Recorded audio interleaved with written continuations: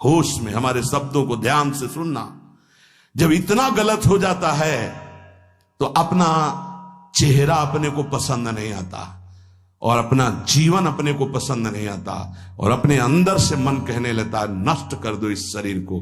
फिर वो जो आगे की लीलाएं होती है, अच्छा ऐसा हुआ, फांसी लगा ली, जहर खा लिया, ये कर लिया, वो कर लिया।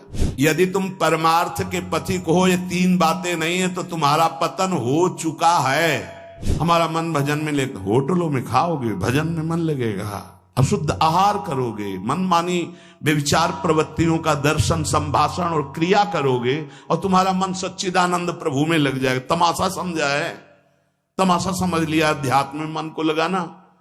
अपनी दिनचर्या में इतना पावर है कि जहर भी समन हो जाएगा। मीरा जी का समन हो गया ना।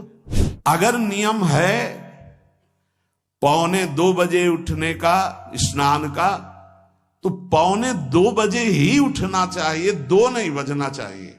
अपने पास सामर्थ्य होने पर नीचापमानम सुधा, वो नीच है, हम उस पर शासन कर सकते हैं, पर उसके द्वारा किए हुए अपमान को सह गए और अंदर से मनाया भगवान तुम्हें सुखी रखे, स्वस्थ रहो।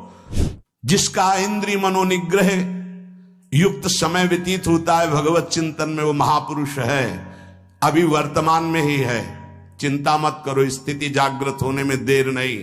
सच्ची तुममें बहुत सामर्थ्य है, जागो। अगर झुक गए तो रौंद दिए जाओगे। ये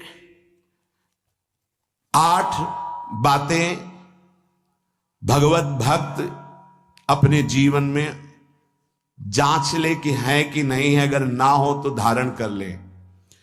पहला है, संत महापुरुष आपके जीवन में है कि नहीं, ये जांच करनी है। देखा है हमने, अगर किसी संत को आदर्श मानकर आप नहीं चल रहे हो तो दिमाग को खसकते हुए देखा, खसक गया है दिमाग। वो मनमानी आचरण केवल सिद्ध बनने के लिए कर रहे हैं। उनके आचरण ऐसे कि भोले भाले लोग ये समझे कि ये तो सिद्ध है। और जानते हो सिद्ध किसे कहते हैं? ब्रह्म भूता प्रसन्नात्मा न सोचति न कांक्षति समः सर्वेषु भूतेषु मद भक्तिम लभते पराम निर्माण मोहाजित संग दोषा अध्यात्म नित्या विनिवृत्त कामा द्वंद्वरि विमुक्ता सुख दुख संगई गच्छन्त मूढ़ा। ये स्थिति आनी चाहिए। पूरा कोरा, जैसे नाटक मंच पर नाटक किया जाता है ना, पूरा दिखाई देता है, पूरा नाटक। क्यों? क्योंकि कोई डांटने वाला नहीं है, कोई आदर्श नहीं है महापुरुष जीवन में।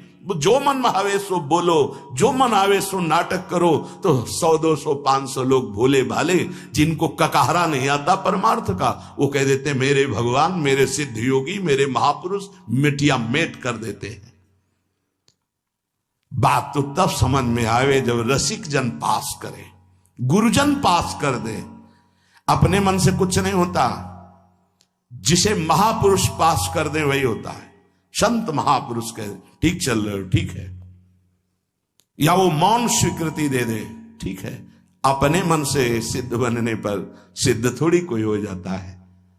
जीवन में तुम्हारे संत हैं कि नहीं, बस इतनी बात देखो। अब एक भगत जी आए थे, अपने लोग तो सबका आदर ही करते हैं। उनका दिव्य रूप से हनुमान जी हमारे सामने प्रकट हुए थे। सच्ची बात कह रहे हैं, जिस समय दिव्य रूप हनुमान जी ने धारण किया तो हनुमान जी महाराज के ही भाई पवन पुत्र भीम कंपायमान थे। भीम जैसे हनुमान जी वैसे भीम, बड़े बड़े पर्वतों को अपनी टक्कर से चूर करने के सामर्थ्य रखने वाले। अभी पैदा ही हुए थे भीम और गोद में लिए हुए माता कुंती चल रही थी। अचानक सिंह निकला, दहाड़ हुई तो गिर गए भीम। तो जिस चट्टान पे गिरे चकनाचूर हो गई चट्टान, और उस आवाज से भयभीत होकर भाग पड़ा सिंह। अभी गोद में बच्चा थे। वो भीम जिस समय प्रार्थना की कि भैया मैं तुम्हारा वो दिव्य रूप देखना चाहता हूं, तो उनका काहे को तुम व्यर्थ में ऐसा तुम नहीं देख पाओगे। तो उनका हमारी लालसा है आपका छोटा भाई हूं तो पट्टहास किया हनुमान जी का वो दिव्य रूप कि कंपायमान होकर कह रहे थे, हे वायुपुत्र, हे पवन पुत्र, तुम अपने रूप का संवरण करो, मेरी सामर्थ्य नहीं। और वो व्यक्ति ऐसे कह रहा, मैं दिव्य हनुमान। हम कह रहे पाखंड मत करो, ठीक से चलो तो ये सब भगवत स्वरूप अनुभव में आ जाएंगे। ठीक से चलो, बड़ा विचित्र स्वरूप है। जब तक जीवन में कोई संत नहीं तो हम ये देख रहे हैं कि वो जीवन या तो पाखंड में सकिल जाएगा और या तो व्यर्थ के चिंतन में फंसा हुआ अपने को मान लेगा कि मैं सिद्ध हूं।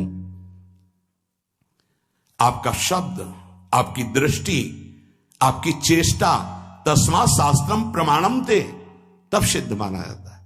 बहुत सिद्धों के दर्शन हुए, गंगा किनारे सिद्धों का ने कभी नहीं देखा ऐसा प्रमादी। सिद्ध प्रमादी नहीं होता। 95 वर्ष की आयु पूज्य स्वामी श्री ओंकारानंद सरस्वती जी महाराज 4 बजे एक अपने निज जन से कहते, वो स्वेटर पहना दीजिए। बोले स्वामी जी अभी तो धूप है। नहीं, अंदर अभी जाएंगे, चिंतन में विक्षेप होगा, हमारे पास समय नहीं, डाल दो शरीर में। अब इसका एक साधारण शब्द हुआ, इसका प्रभाव इतना पड़ा, इतनी अवस्था में इतने चिंतन परायण की स्वेटर पहनना है ये स्मृति बाधा ना पहुंचा पावे, डाल दो शरीर में। कितना सूक्ष्म। बड़े बड़े महापुरुषों को देखा है, अपने ब्रज के प्रेमी जनों को और ब्रह्मबोध संपन्न दोनों महापुरुषों को, किंचन मात्र कहीं भी कोई भी शास्त्र विपरीत शब्द नहीं, 1 सेकंड की चेष्टा नहीं पाई शास्त्र विरुद्ध। और यहां शास्त्र में है ही नहीं, हो वैसे सिद्ध हो रहे हैं। क्यों? क्योंकि जीवन में किसी आदर्श महापुरुष का अंकुश नहीं। अगर किसी संत का भय तुम्हारे जीवन में नहीं है तो ये माया रौन देगी, पक्का समझ लीजिए। कोई महापुरुष तुम्हारे ऊपर अंकुश लगाने वाला हो तो इसीलिए जो देहाभिमानी जी होते भाग पड़ते हैं, क्योंकि उनकी सिद्धावस्था में वो बाधा पहुंचाएंगे। गुरुजन असली सिद्ध बनो, नाटक नहीं, तो भाग पड़ते हैं। और जो गुरुजनों की शरण में रहता है वो परिपक्व भगवत प्राप्त महात्मा बन जाता है। इसलिए पूज्य बाबा कह रहे, पहला, किसी महापुरुष का अनुशासन है कि नहीं। प्रगट में अनुशासन जरूरी है, प्रगट में अनुशासन जरूरी है। नारदानंद सरस्वती जी महाराज नैमिषारण्य के पीछे आए थे, कुछ परिकर उन्होंने बताया, अब वो पधार गए जो वहां के अधिकारी बनाए गए। विवेकानंद जी नए वस्त्र धारण करके आगे, सदवई में मना है। यदि ऊपर का नया वस्त्र हो तो नीचे का पुराना और मलिन होना चाहिए।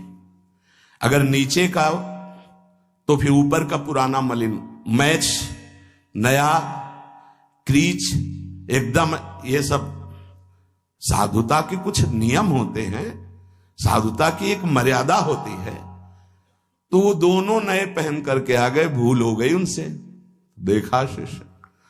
और नैष्ठिक ब्रह्मचर्य में सफेद कपड़े पहनाए जाते तो और वो खिले हुए ऐसे बांधे, ऐसे सब। उनकी दृष्टि गई, लाख लाख जहां बैठकर सत्संग सुनते हैं स्वामी श्री नारदानंद सरस्वती जी, बड़े ही महापुरुष थे, अपार भीड़। और सत्संग के बाद 1 घंटा सबको एकांत चिंतन करो, क्या वहां ब्रह्म ज्ञान का सत्संग होता था। प्रातःकालीन बेला पे जैसे अपने यहां सत्संग होता है, वहां थोड़ा विलंब होता था, 5:30 बजे, जो निज जनों का। वो योग वासिष्ठ से कैसे तुम्हें बताएं, जो उस सभा में बस यही लगता है कितनी जल्दी देह राख छूटे और अपने स्वरूप में महापुरुषों का वचन का प्रकाश होता है। एक सत्संग होता था सामूहिक सब लोगों को, एक होता था पर्सनल, जो दिव्य साधक हैं केवल वही बैठ सकते हैं, अन्य नहीं। ऐसे पूज्य बाबा के यहां भी एक होता था पर्सनल ज्ञान का और एक होता था सामूहिक प्रवचन। तो उस समय सामूहिक सत्संग चल रहा था, काफी सब समाज लाखों की थी। देखा दूर से, एक शिष्य से कहा गौशाला में जाओ, गोबर को गीला कर दो। उनसे कहा विवेकानंद गोबर की छवियां भर करके यहां खड़े हो सत्संग के पास। अब वहां नच हो नहीं सकता, और गीला गोबर तो जो 2 घंटा सत्संग हुआ पूरा टप टप ऐसे कपड़ों में, पूरी हालत बिगड़ गई। क्या था ये? संत शासन। अब दोबारा वो गलती नहीं होगी, समझाने की जरूरत नहीं, अब समझ गए कि हमसे गलती क्या हुई। संत शासन नहीं है तो ये मन बहुत विचित्र है, बहुत विचित्र है। इसीलिए पहला, जो भी परमार्थ का पति को, चाहे ज्ञान मार्ग का, योग मार्ग का, किसी योग मार्ग की लौकिक ऊंचाई पर पहुंचे हुए कि गुरुदेव आए और उन्होंने कहा कि किसी कारण से शिष्य बढ़ जाए और अपने गुरुदेव की अवहेलना करे तो उसकी गति क्या होगी? दुर्गति। दुर्गति, दुर्गति के सिवा उसके आगे कोई शब्द नहीं है। गुरु को पीड़ा है और शिष्य परम पद में पहुंच जाएगा? नहीं नहीं, ऐसा नहीं हो सकता। अनुशासन अत्यंत आवश्यक है। किसी भी वैभव या लोक व्यवहार या लोक मान्यता बढ़ जाने पर अपने गुरु का अपमान, गुरु की अवहेलना, तो उसकी दुर्गति पक्की। देखो, ये मन है, ये इंद्रियां हैं, ये अहम है, ये केवल गुरुदेव से ही वश में आता है, दूसरी जगह नहीं आता। क्यों? क्योंकि दूसरी जगह उत्तर देने का अवसर है। दूसरी जगह हम नहीं मानते तुम्हारी बात, लेकिन वहां ना उत्तर है और ना नहीं मानते, केवल वहां मिटना ही मिटना है। अगर ऐसा उपासक है तो निश्चित परम पद का अधिकार। केवल मिटना कोई उपाय नहीं है, अहंकार के पोषण का कोई उपाय, केवल मिटाना है। रो लो, चिल्ला लो, जो तुम्हें करना है कर लो, आना तुम्हें इसी मार्ग में पड़ेगा, दूसरा कोई रास्ता नहीं।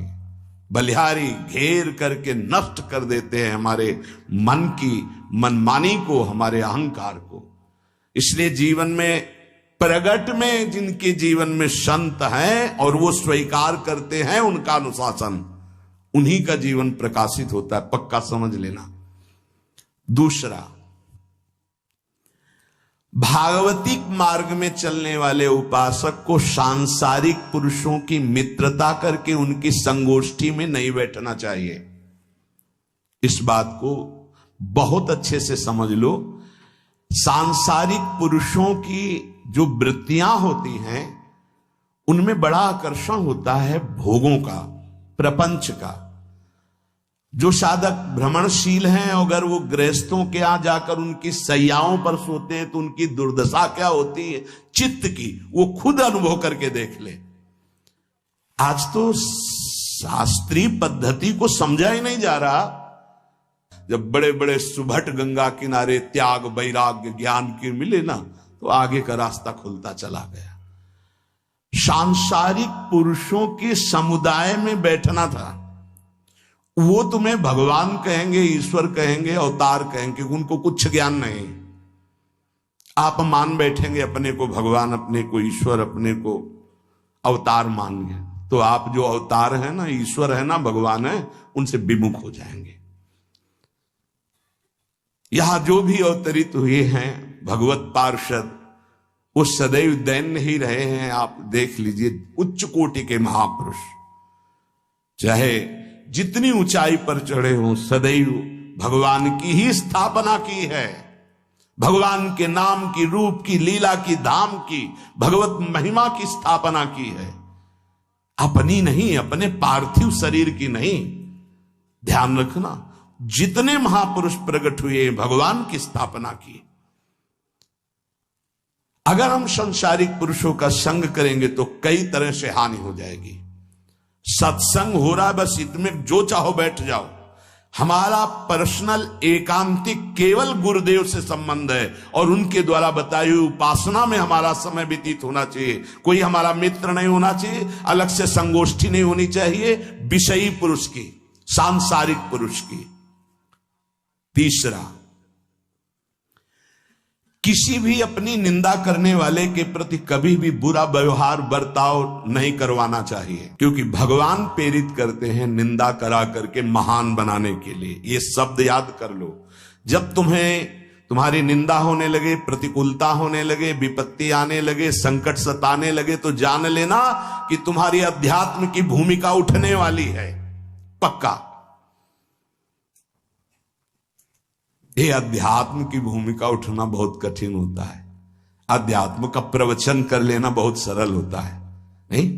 हाँ, चमड़ी को चिकनी करके और अध्यात्म का प्रवचन करने में कोई कठिनता नहीं, लेकिन चमड़ी और दमड़ी का राग मिटा दे फिर अध्यात्म की तरफ चले, ये किसी फक्कड़ महात्मा का कृपा पात्र ही होगा जो फकीर होगा, जिसने विश्व की समस्त भोग वासनाओं को रौंद करके अपने स्वरूप में स्थित हो गया। ऐसे महात्मा के संग के बिना अध्यात्म का रंग नहीं चढ़ सकता, और देखने को मिल रहा है। जब तक हमें अध्यात्म का परिचय नहीं है तब तक कहीं भी हम राजी हो जाते हैं। अरे राजी होने को तो टाकीज के सामने देखो जाके, हजारों की भीड़ लगती, लाइन में खड़े होते हैं, पैसा देते हैं, और क्या देखने जाते हैं? झूठा तमाशा। उनको आप क्या कहोगे? ज्ञानी कहोगे? सत्संगी कहोगे?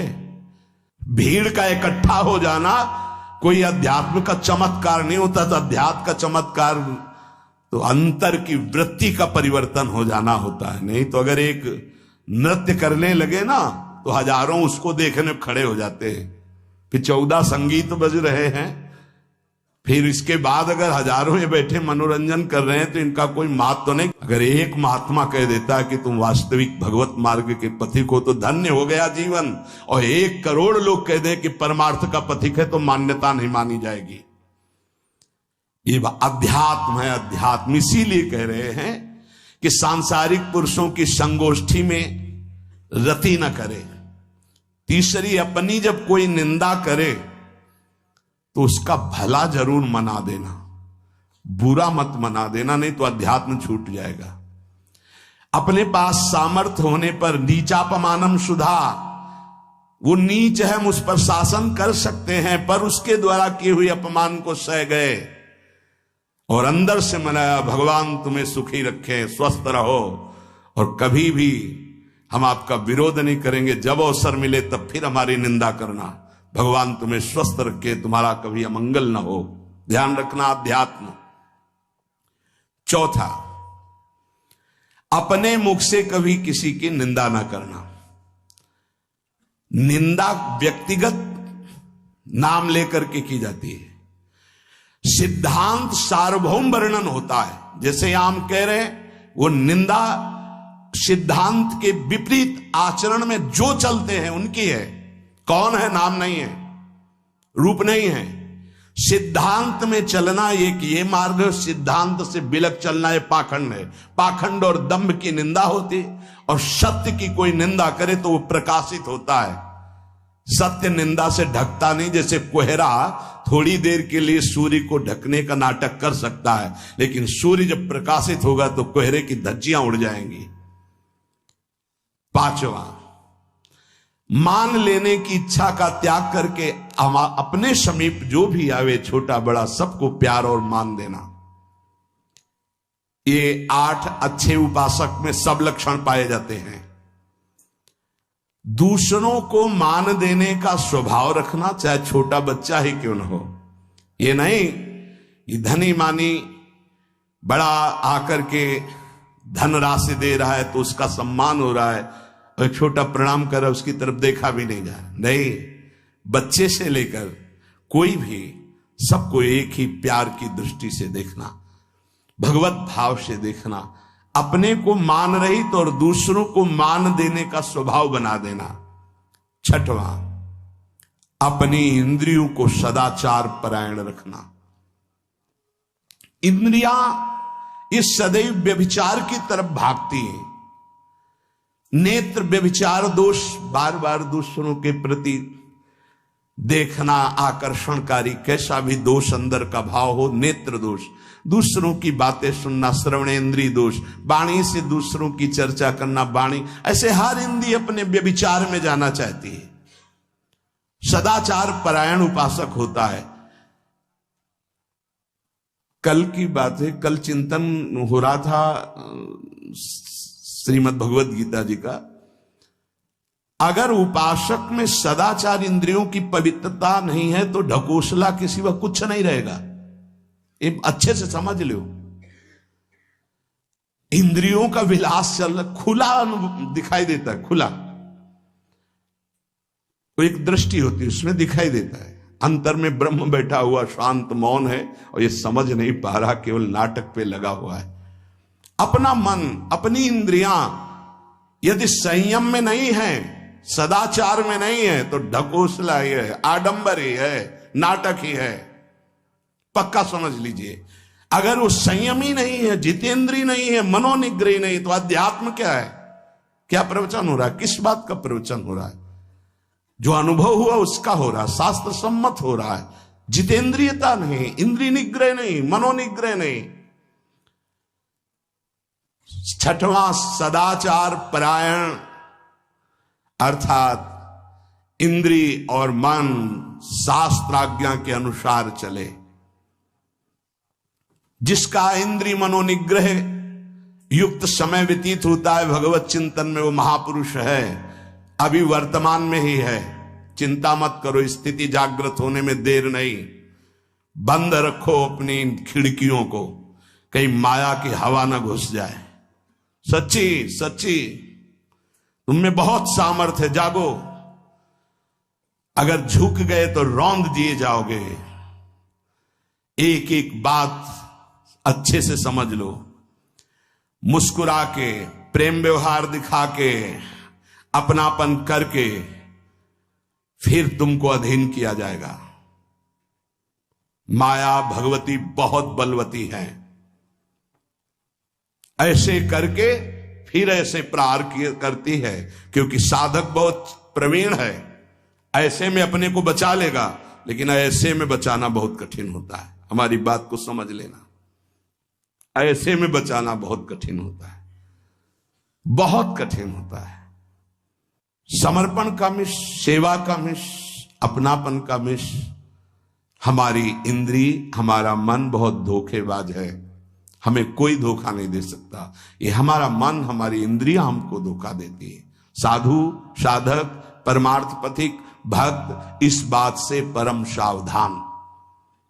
सदाचार और सरलता, संयम के साथ हमारा समय व्यतीत होना चाहिए।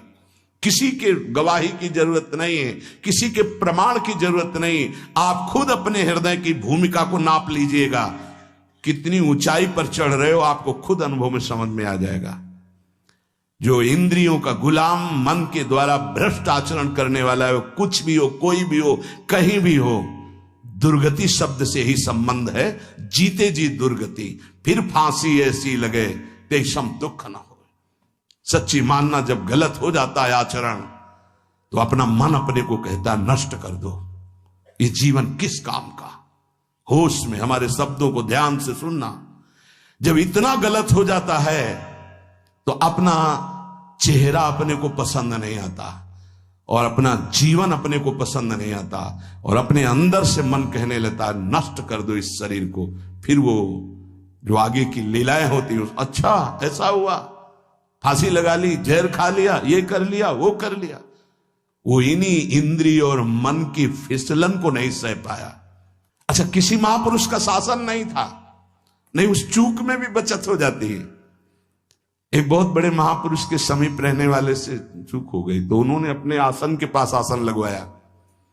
सब साधुकों ने कहा कि बहुत बदनामी होगी, क्योंकि आपका नाम आगे है और वो आपके आश्रित है, ऐसा है किसी महापुरुष के।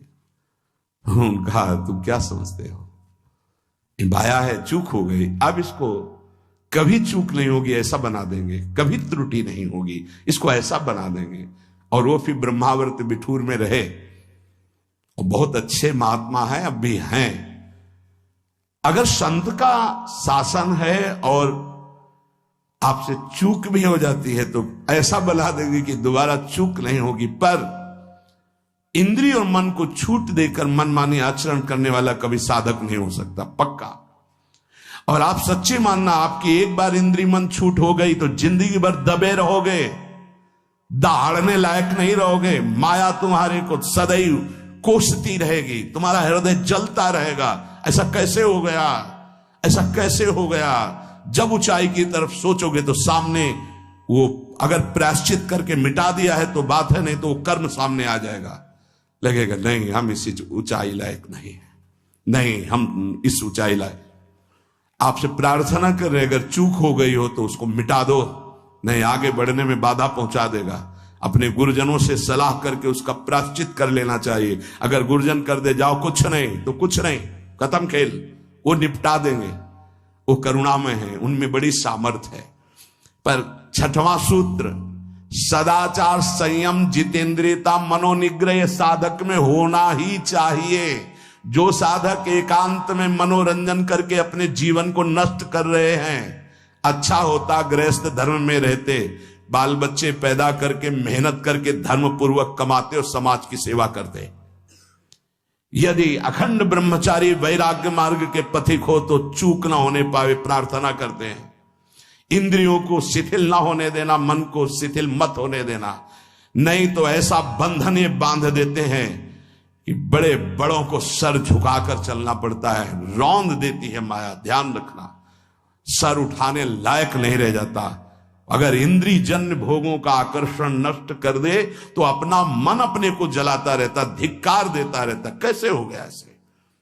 तो कैसे हो गया? कीन हो इसका वहू अभिमाना, सुख हो वंचा कृपा निधाना।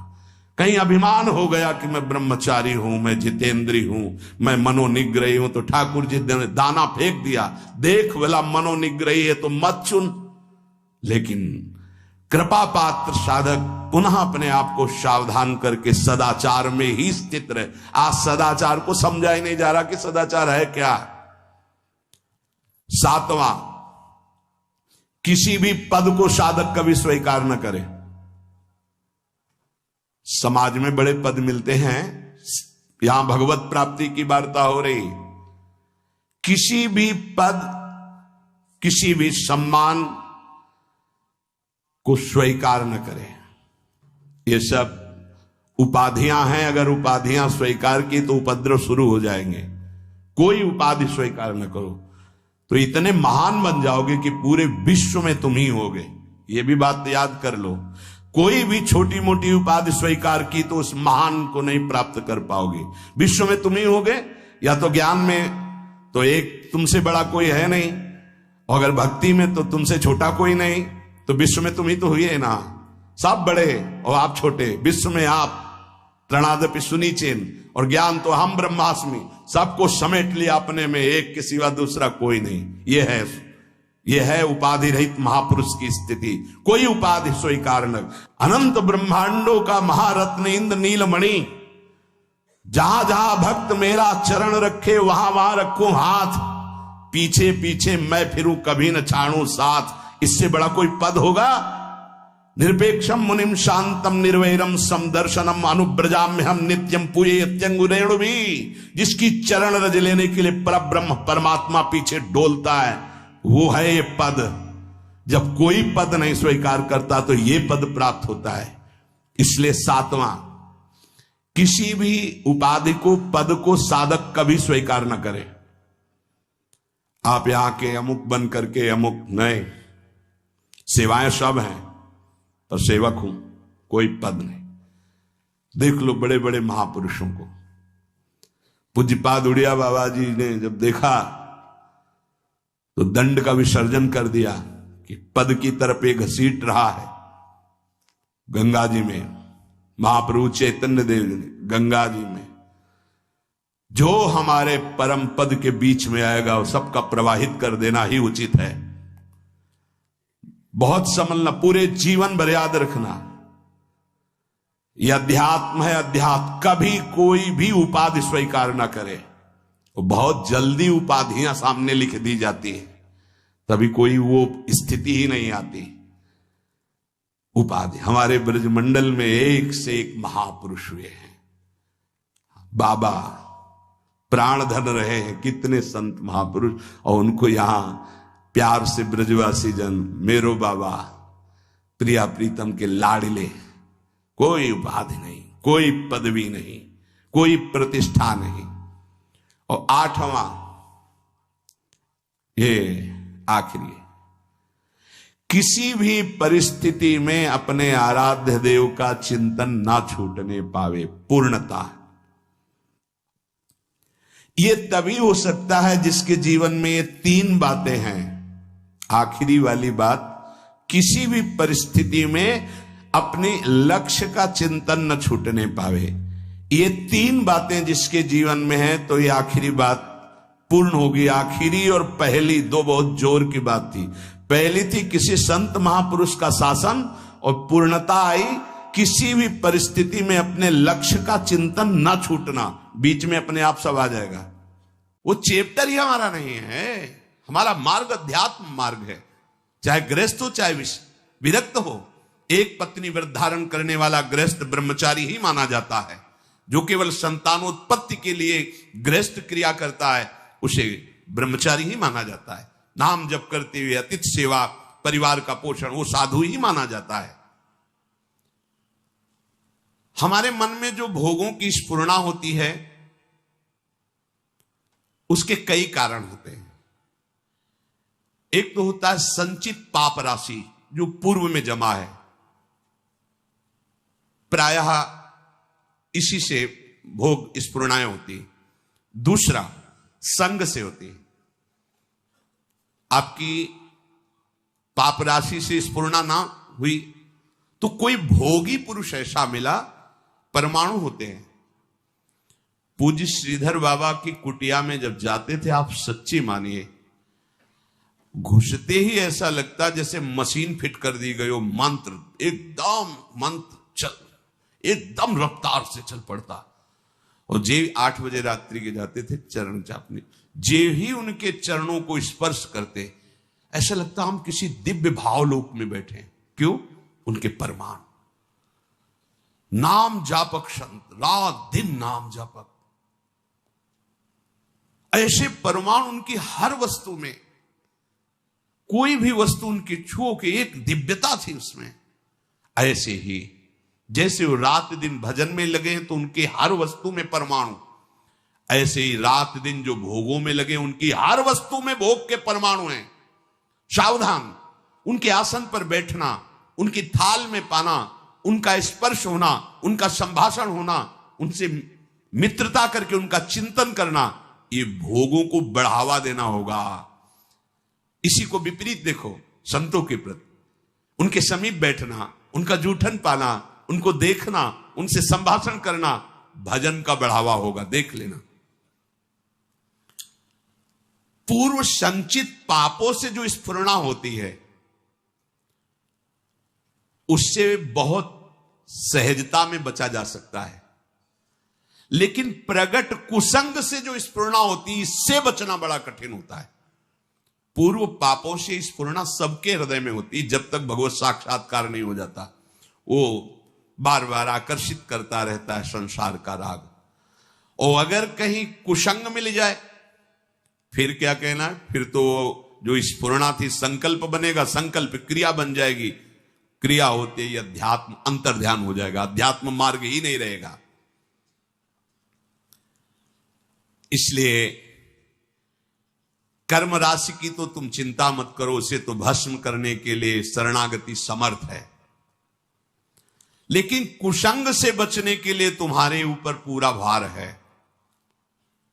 कुसंग से तुम बचो। बरुभल बास नरक करताता, दुष्ट संग जन दे विधाता। गंगा किनारे भ्रमण जब कर रहे थे तो तरी घाट है, उसके आगे हम जा रहे थे। नया शरीर और वैराग्य, ना कमंडल, ना बिस्तर, ना कोई, भीषण सर्दी का समय। एक मार्किन नीचे पहने लाल रंग से गेरुआ, बस लंगोटी, और एक मार्किन बस ऊपर, कोई नहीं, कोई कमंडल नहीं, कुछ नहीं। रोम रोम हर समय सर्दी से व्याप्त रहता। भोजन की व्यवस्था जहां ठाकुर जी कर दे। तो माह के महीने में रामनगरिया लगती गंगा किनारे। जैसे माघ मास में वहां प्रयाग में, ऐसी जगह जगह मान लो 10,000, फिर 10,000, ऐसे 2-4 किलोमीटर ऐसे ऐसे नगर जैसे बन, रामनगरिया उनको कहते हैं। किनारे से चलने पर वो मिलते हैं। तो एक महात्मा जिनकी पोशाक बहुत अच्छी लग रहा था, सुविधाजनक जीवन है, वो देखा बड़े बुजुर्ग अवस्था के थे, उनका हे महात्मा, देखने से ही लग रहा है कि तुम गंगा की परिक्रमा दे रहे हो। उनका परिक्रमा तो नहीं, पर गंगा किनारा ही हमारा जीवन है। बोले आओ 2-4 दिन रुक लो। पूरा रामनगरिया सब अलग अलग तंबू लगे, जैसे प्रयागराज में ऐसे बड़ी व्यवस्था, बड़े ऊंचे ऊंचे ऐसे गद्दे और तंबू, क्योंकि बहुत सर्दी गंगा किनारे तो और पड़ती है। हमें भी लगा चलो संत भगवान 2-4 दिन के लिए कह रहे, रुक जाते। जो ही रुके 12 बजे कितने प्रकार के भोजन, खीर ये वो, जहां रोटी भी नसीब नहीं हुआ। हम कहा चलो भगवान की बड़ी कृपा 2-4 दिन जो है दोपहर में पाया। रात्रि में उन्हीं के पास शयन किया, बड़ा तंबू था ऐसे वैसे। दूसरे दिन सुबह 8 बजे के करीब जलेबी का भंडारा था, फिर राजभोग अलग। खूब ऐसे पुण्यात्मा जन करते रहते हैं। पास में और भी ऐसे शिविर लगे थे उनके निज जनों के, तो उनमें से एक प्रणाम योगी है, वो जलेबी का भंडारा संतों के लेकर वो स्वयं लेके आए, पवाया।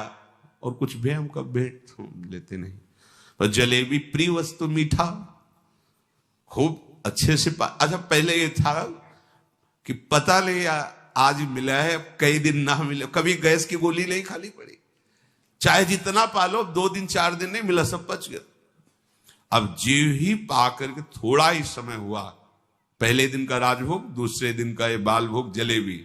वो जलेबी बाल भोग का राजभोग जैसा ही, गरम गरम जलेबी, जैसे नशा चढ़ता है ऐसे दिमाग में बस। तो उनमें एक बहुत सरल और वास्तविक साधु स्वभाव के थे, वो केवल सेवा में ही रहते थे महंत जी की। उनसे हमने पूछा, वे वृद्ध थे, हम कहा कल से आज तक हमारी भावना में बड़ा परिवर्तन हो गया। तो उनका महाराज क्षमा करना, आप जिस मार्ग में चल रहे हो वो ये मार्ग नहीं है, वो ये मार्ग नहीं जो आप स्वीकार कर लिए। हम कहा अच्छा, तो सोचा 1-2 दिन। बोले नहीं महाराज, आप नहीं समझ रहे हो। और बताया कि जो जलेबी खवाई वो कैसे आचरण कैसा, बस कुछ उठाना धरना तो था नहीं, 2-3-4 दिन जहां भूखे रहे अपने आप ठीक हो गया। अन्न का कुसंग, व्यक्ति का कुसंग, ये परमार्थ की राह को भटका देता। उपासक को सदैव ये देखना चाहिए कि मेरे मन की स्फुरना कहां है, प्रियालाल के प्रति है, भोगों के प्रति। यदि भोगों के प्रति हो रही तो त्रुटि कहां है, पूर्व पाप संस्कार से हो रहे हैं या कहीं कुसंग हो रहा है। पूर्व पाप संस्कार स्फुरना देगा, ना कि आपका नाश, ध्यान रखना। और कुसंग स्फुरना ही नहीं देगा, नाश कर देगा। इसीलिए बल उभर बास नरक करता था, दुष्ट संग जनि दे विधाता। साधक ये बातें समझ नहीं पाता है, फिसल करके ऐसे गिर जाता है। बहुत सावधानी की आवश्यकता है, हर समय अध्यात्म मार्ग पर आपकी दृष्टि बनी रहे। देखो यदि साधक सावधान नहीं रहेगा तो फिर नया कर्म बना, फिर पुरानी स्फुरना और नया कर्म मिलकर के नवीन चक्र की रचना, जन्म मरण की। इसीलिए मुक्त होना बड़ा कठिन हो जाता है। यदि आप, बहुत ध्यान देने योग्य बात है, शरणागत होकर भजन कर रहे हो, अध्यात्म पर दृष्टि रखें, तो चिंता मत करो, आपकी पूर्व कर्म राशि ये भगवान आचार्य नष्ट कर देंगे, कटे कर्म बंधन से। पर यदि आप नवीन कर्म फिर वैसे ही कर रहे हैं तो विश्वास मत रखना कि पीछे का और आगे का दोनों जोड़ करके भोगना पड़ेगा। पीछे की कर्म राशि तब नष्ट होती है जब अवलो नशानी अब ना नशे हो। आज तक किया, पर आज के बाद चाहे प्राण निकल जाए, आज के बाद नहीं। निहाल हो गए, आज ही निहाल हो गए, आज ही निहाल हो गए। हम तो हम सर्व पापेभ्यो मोक्षयिष्यामि, मेरे सरकार बोल रहे हैं, प्रभु बोल रहे हैं। पर यदि ऐसा कि नए कर्म भी, क्रियमाण भी पापाचरण हो रहा है, फिर नहीं, सिद्धांत काम नहीं करे, फिर पीछे का लागू हो जाएगा। फिर आप कहोगे कि अध्यात्म में उन्नति नहीं हो रही, कोई लाभ नहीं मिल रहा, कोई सुख नहीं मिल रहा, क्योंकि आप गलती कर रहे हो। चलनी में गैया दुहे और दोष दैव को दे। देखो आपके पीछे के कर्म प्याज जैसे बदबू वाले हैं, जमा है गोदाम में। ऊपर से यदि केसर और कपूर लाद दिया जाए तो केसर और कपूर की गंध प्याज को नष्ट करके अपना प्रभाव दिखा देगी। नाम जब कीर्तन कथा वार्ता यह है केसर कपूर, लाद दो अपने पूर्व पाप के ऊपर, भगवान नाम का वजन सब दब जाएगी, उसकी दुष्प्रवृत्तियां नष्ट हो जाएंगी। अगर कहीं वायु का झोंका चले और कपूर खुला रह जाए तो उड़ जाएगा, फिर प्याजे की गंध रह जाएगी। माया का झोंका चला और आप अपने यश कीर्ति में, अपनी बड़ाई सम्मान प्रतिष्ठा में, भजन में कमी मान सम्मान प्रतिष्ठा में बह गए तो उड़ गया कपूर, अब बचा प्याज, उसकी दुर्गंध शुरू हो जाएगी। कितना महापुरुषों ने सूक्ष्मता से अनुभव किया है। इसलिए ध्यान रहे कि इस माया की वायु का प्रवेश आपके हृदय में ना होने पाए, नहीं दुर्गंध ही रह जाएगी, केसर कपूर की गंध नहीं रह जाएगी। ये माया के प्रवाह का, तूफान का क्या भाव समझें? सबसे ज्यादा अहंकार, इसी में सारे दोष आते हैं। मैं तपस्वी हूं, मैं साधक हूं, मैं ज्ञानी हूं, मैं ध्यानी हूं, मैं बड़ा भगत हूं। इस तरह की अगर अध्यात्म मार्ग में कहीं भी कोई भी वृत्ति है तो वो आपकी दुर्वासना जो दबी हुई है उसको उठा लेगी। मैं बहुत नीच अदम हूं, अगर ये कुछ साधन बन रहा है तो श्री जी की कृपा से बन रहा है, गुरु जी की कृपा से बन रहा है दुर्गंध वाली बातें, पर ऊपर कपूर और केसर है, उसकी दुर्गंध आपके हृदय को परास्त नहीं कर पाएगी। उपासक धीरे धीरे अपने बुरे स्वभाव को, बुरे कर्मों को सद्भाव से, अच्छे स्वभाव से दबा देता है। नष्ट नहीं हुआ, नष्ट होता है भगवत साक्षात्कार पर। जब तक प्रभु से आंखें ना मिले तब तक विश्वास न करना कि काम हो गया। यही डरपि हरिवंश हित जिनो भ्रमय गुण सलिल पर, जिहि नामन मंगल लोक त्यों शिव हरिपद भज न विलंब करे। आगे चल करके प्रभु ऐसी ज्ञानाग्नि पैदा कर देंगे कि फिर वो दुर्गंध वाली चीजें ही नहीं रह जाएंगी। इसलिए जितना जीवन है एक बार हम अपने प्रभु को समर्पित करके केवल भजन में लगावें। जो भी हम कार्य करें अपने प्रभु को समर्पित करते रहें। भगवान जो बार बार कह रहे ना मेरे को समर्पित करो, भगवान को कुछ चाहिए नहीं। जैसे भगवान कहते हैं यत् करोषि, जो तुम करते हो, यदश्नासि, जो तुम खाते हो, तुम मेरे को समर्पित करो। ये दुलार है। जब हम किसी वस्तु को प्रभु को समर्पित कर देते हैं तो हर वस्तु में बांधने की सामर्थ्य है माया की।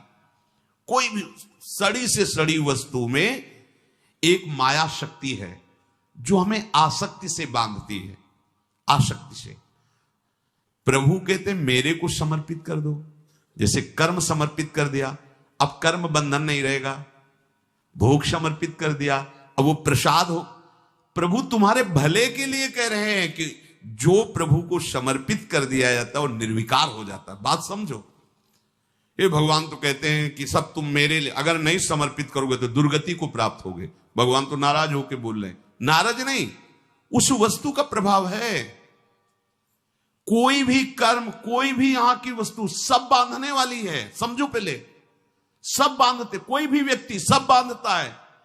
अपने राग से सब मुझे बांधते हैं। अगर प्रतिकूल हुआ तो द्वेष से बांधते हैं। यहां कोई मुक्त करने वाला नहीं है।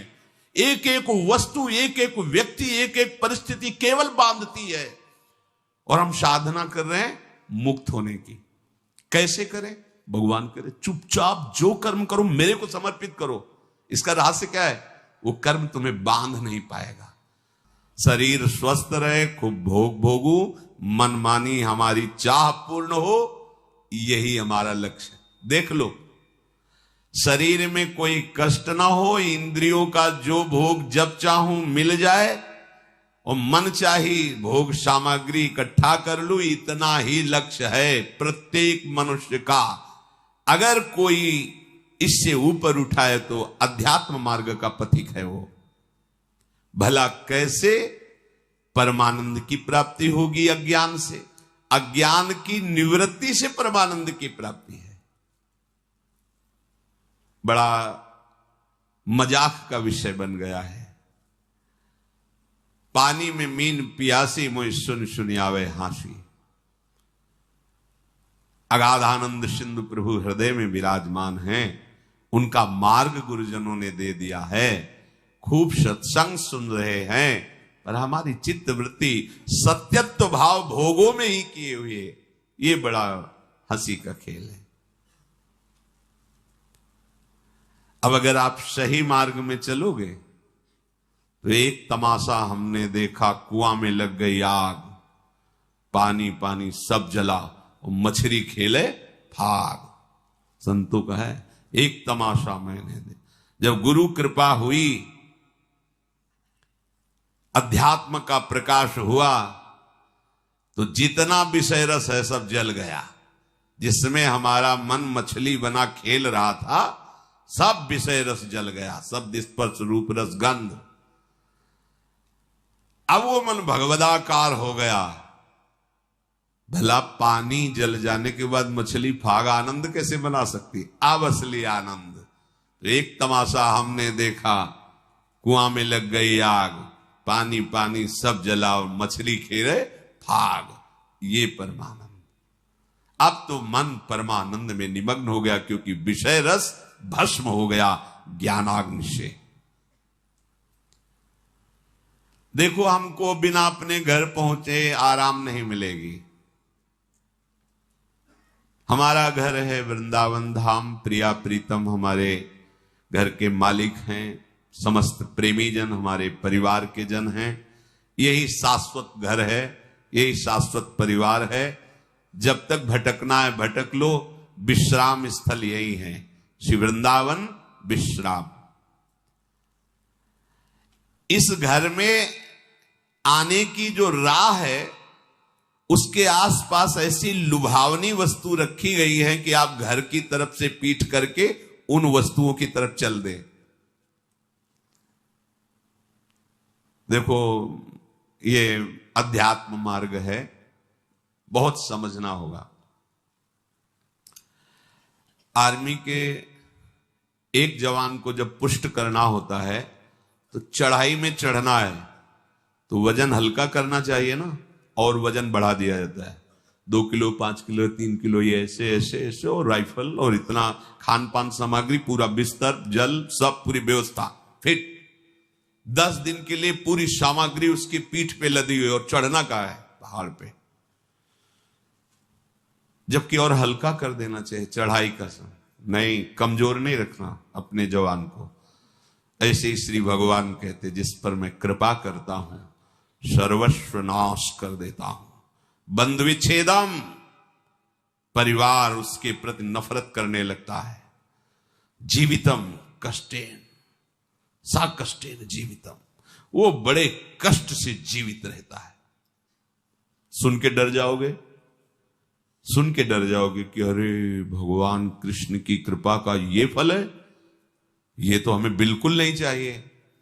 अब इसमें गूढ़ बात है, ये भयावह करके परमानंद की बात श्री भगवान के हैं। जैसे बनचंद महाप्रभु जब राधा वल्लभ लाल जी का मंदिर बनने का था, तो बहुत से धनी मानी तैयार हुए, तो उनका जो राधा वल्लभ लाल जी का मंदिर बनवाएगा वो मर जाएगा। अब आगे आओ, कौन बनवाएगा? कोई नहीं।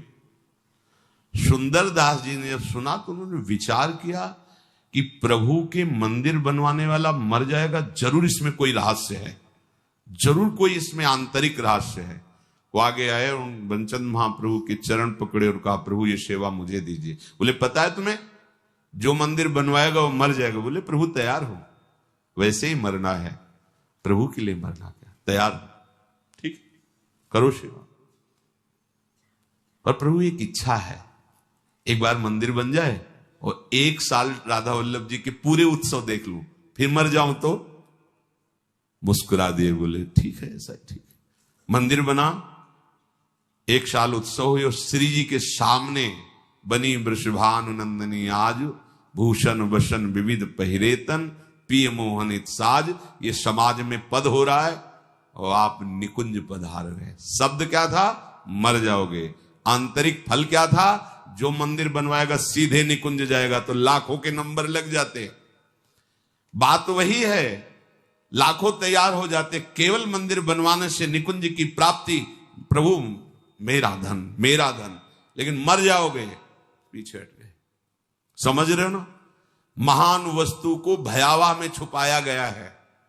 भगवान कह रहे जो मेरा अनन्य भक्त होता है और मैं जिस पर कृपा करता हूं उसका सर्वनाश कर देता हूं। सुन के ही भय लगता है। दूसरी बंधु विच्छेदम, परिवार का कोई प्यार नहीं कर सकता उसे, ये मैं रचना रचूंगा। सा कष्टेन जीवितम, कष्ट पूर्वक जीवन जिएगा, मरेगा भी नहीं, कष्ट पूर्वक जिएगा। अब लगता है कि प्रभु ऐसी कृपा आप मत करो, ऐसी कृपा। अब इसका आंतरिक भाव, जितने अमंगल, जितनी कामनाएं जो हमें आज तक संसार में दंड देती रही, अहम तो हम सर्व पापेभ्यो, सर्वनाश कर देता हूं। किसका? अहम तो हम सर्व पापेभ्यो मोक्षयिष्यामि मां शुचा, सर्वनाश कर देता हूं उनका जो मेरे शरणागत को स्वप्न में भी दुख देने की बात सोचे, चाहे वो कर्म हो या कोई भी हो। अगर ऐसे तो हृदय उत्साहित होता है ना, जब कह रहे हैं उसका सर्वनाश कर देता हूं तो घबरा जाते ना कि ऐसा। बंधु विच्छेदम, क्या?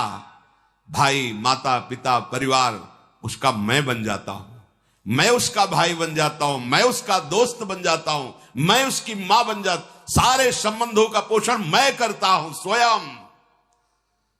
सा कष्टेन जीवितम, वो मेरे प्रेम में व्याकुल होकर अपनी श्वासें पूर्ण करता है। ऐसा नहीं कि असाध्य रोग हो गया तो कष्ट से जीवित, नहीं। ये हम अंतर की बात जो प्रभु ने समझाया वो तुम्हें बता रहे हैं। नहीं, वो तो बिल्कुल ऐसे बोल दिए जिससे सब भयभीत हो जाए। बहुत कीमती वस्तु को भयावह जगह रखी जाती है। देवलोक में अमृत रखा हुआ है, वहां 2 सर्प ऐसे हैं, अपलक दृष्टि से रहते हैं। उनकी दृष्टि में जो आएगा तत्काल भस्म हो जाएगा, चाहे देवता हो या कोई हो, उनकी दृष्टि नहीं पड़नी चाहिए, क्योंकि अमृत है। कोई भी कीमती वस्तु बहुत सुरक्षित रखी जाती है, तो भगवत प्राप्ति बहुत सुरक्षित रखी गई है। हमारा घर धाम है, नित्य धाम। तो कह रहे यहां तक आने के लिए इतनी सुहावनी वस्तुएं, इतने सुहावने भोग, इतनी सुहावनी वाटिकाएं रची गई है मार्ग में कि आपको लगेगा जाना तो है ही है, थोड़ा देर विश्राम कर, बस जहां तुमने वहां रमण करने की सोची तो मार्ग गायब। जिस मार्ग में चल रहे थे घर पहुंचना है, वो मार्ग है गायब। ये दिव्य मार्ग है, परमार्थ। वहीं वो रम जाता है और राह अंतर जा, अब राहें नहीं रह गई, मार्ग नहीं रह गया। ये अंतर की बात कहते हैं। ये वो मार्ग नहीं कि थोड़ी देर आराम कर लेंगे, भोग भोग लेंगे, फिर चल लेंगे। भोग में गए तो मार्ग ही गायब, मार्ग ही अंतर ध्यान हो जाएगा। कहां चल रहे थे, कैसे चल रहे थे, बुद्धि काम नहीं, मार्ग ही गायब। मोक्ष मूलम गुरु कृपा, वो गुरु कृपा से मार्ग प्रकाशित होता है, प्रकट होता है। इसलिए संसार के कल्याण के लिए जो अनुभवी संत महापुरुष जन हैं, वो चीख चीख के कह रहे हैं कि घर लौटो घर। ये संसार दुखालय तुम्हारा घर नहीं है, पर राह में अटको मत और भटको मत। ये राह में ऐसे पथिक अटक जाते हैं और भटक जाते हैं जो थोड़ा मन चले होते हैं।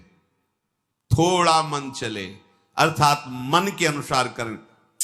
इस मार्ग में मन चलों का खेल नहीं है। इस मार्ग में मन को निग्रह करना है, मन को हटा करके अपने प्रभु तक पहुंचना है। कब तक इस मन को दुलार करते रहेंगे? थक गए यार। कभी विचार करके तो कितना गंदा है मन यार, कहां फंसाता है, कहां लगाए हुए है। सोचो कहां लगाए हुए। कितनी भुलावे की खेल।